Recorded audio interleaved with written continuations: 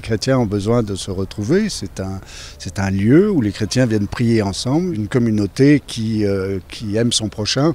Et c'est celle-là qui est la plus importante.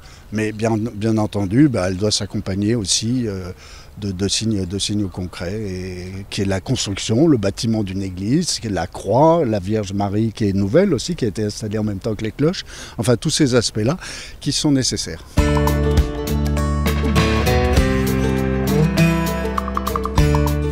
C'est un signe de communication massive, si vous voulez. C'est même plus commode que de tripoter un clavier Internet. Et en l'espace de 3 coups de cloche, la communauté chrétienne se rappelle qu'il y a une messe qui va être célébrée dans le quart d'heure qui suit, qu'il y a des temps de prière dans la journée, qu'il est bon de scander nos journées par ces temps où l'on s'adresse à Dieu, qui nous rappellent la présence de Dieu dans nos vies, quelles que soient nos activités.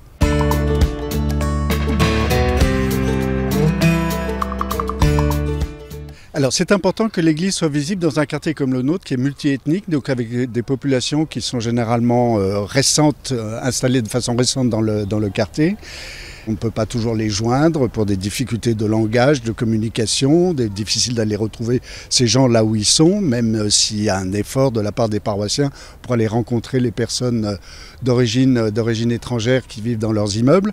Mais voilà un signe, donc, comme je vous le disais tout à l'heure, de communication de masse qui est immédiat et qui signifie très clairement, vu la tradition qui date au moins de 15 siècles, même pour des populations étrangères, qui signalent la présence d'une communauté chrétienne ici, qui prie et qui n'est pas fermée. Nous ne sommes pas une communauté secrète, nous ne sommes pas une loge franc-maçonne, nous sommes ouverts à tous, et que notre travail à nous, de missionnaires, c'est d'inviter tout le monde à venir entendre quelque chose de ce message que depuis 2000 ans, l'Église ne cesse de proclamer à la suite du Christ.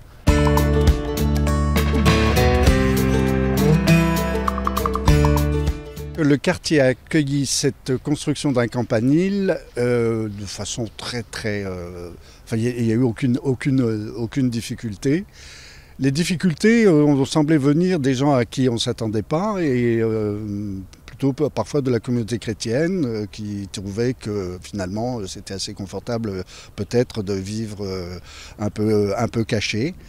Bon, mais là, l'appel missionnaire de l'Église se fait de plus en plus fort, et donc il fallait bien que, encore une fois, c'est un des aspects de cette mission, de rappeler de façon sonore qu'il y a une communauté chrétienne ici.